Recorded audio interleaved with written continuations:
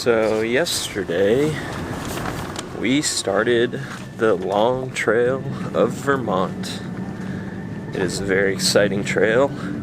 It is the oldest recreational hiking trail in the United States.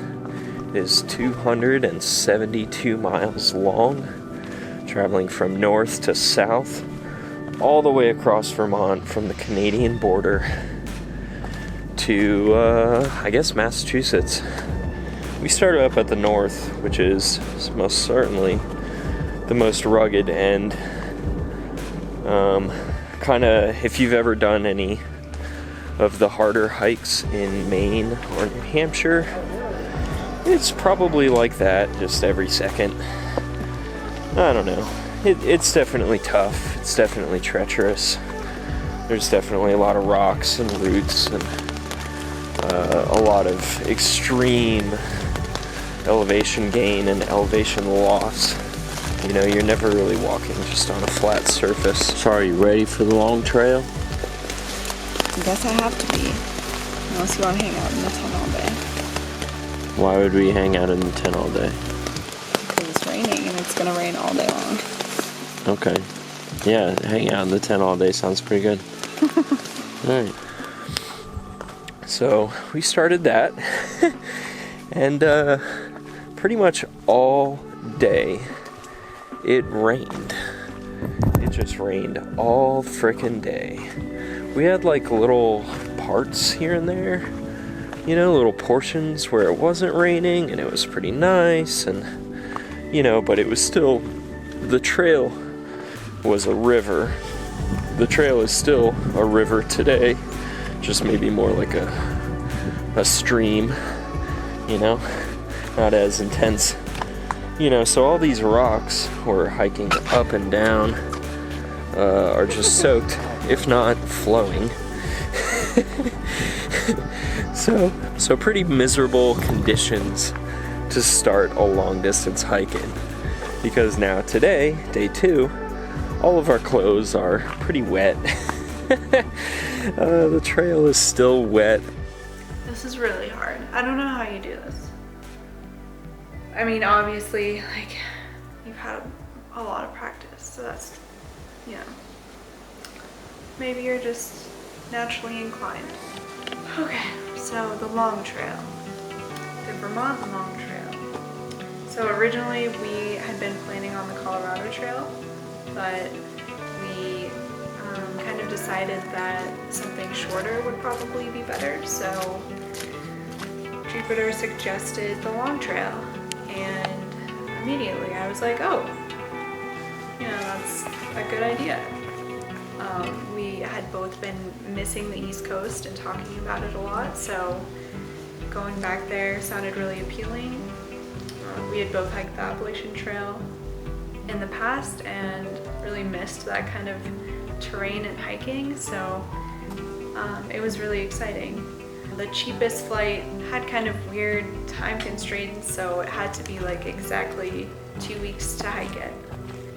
So initially I was like, okay, sure, you know, that's 3 months from now. Like maybe I'll be in better shape by then, that won't be hard. I realized that we would have to average 18 miles a day, like immediately and totally through the end in order to finish the 270-mile trail. I knew from the Appalachian Trail that East Coast hiking is very different, and it worried me. So I tried to be positive. I tried to kind of like will myself into being able to do this. You know, we'll see what happens when we're out there. So we get dropped off at the trailhead like right as the sun is setting. It's almost dark. We hike about half a mile, set up the tent, pass out. The next day it rains pretty much all day, and we have like a few big climbs. Our first like really big climb is Jade Peak, and we're going up and it's like crazy winds. It's been freezing all day, and as we start to descend down just these piles of rocks, my knee starts like getting this stabbing pain every time that I bend it. So I just sat down on one of the rocks as I was like unable to bend my knee and started crying. Yeah, I just felt like, you know, this trail is hard, okay. I don't know how I even made it down that mountain. You know, it's just a reminder that East Coast hiking, you know, there are no switchbacks. It's just straight up, straight down. Luckily, my knee isn't hurting as much. That just miraculously dissipated. So every day that we don't make it to 18 miles, you know, the average is gonna be higher. So it went from 18 to like 22 to 24. And so, you know, every day we didn't hit that, it became more and more stressful. After that, you know, we kind of talked it over and reframed it a little bit. And just kind of realized that if we did finish, it wouldn't be fun at all for me. An added piece of stress was that I felt like this was my fault because obviously Jupiter could finish this trail on his own in less than 2 weeks, but I felt like I was holding him back and making that goal impossible for both of us. So we talked about it and, you know, just kind of like questioned, why are we out here? Is it to through hike this trail and be miserable doing it? Or are we out here to hike together and enjoy each other's company and have fun together and just like enjoy being here in like beautiful Vermont? We decided then that we probably wouldn't finish and kind of shifted our goal at that point to either just make it as far as we made it or end at the intersection with the Appalachian Trail. And from that point on, things definitely shifted for me. I was enjoying the hike so much more. You know, we started to have a lot more fun. We, you know, actually like stayed in a few towns and hung out and ate awesome food. I think it ended up being the right decision. I think it's hard just coming and, you know, doing something like this. Can definitely recognize and appreciate just how brutal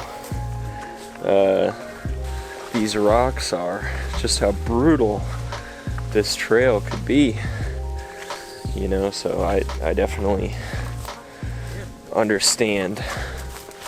And we're at this point trying to figure out what we can do. So right now we're doing the best we can. The trail though is very beautiful. For me, the rocks are very fun, you know, kind of just hopping up and down the rocks. And, you know, so far I've really been loving this. It kind of feels like the best parts of Maine and New Hampshire on the Appalachian Trail just condensed into the long trail. So we're gonna keep moving on and we'll see how she's feeling through today and see how she's feeling tomorrow. And hopefully she's feeling good and we can move on strong.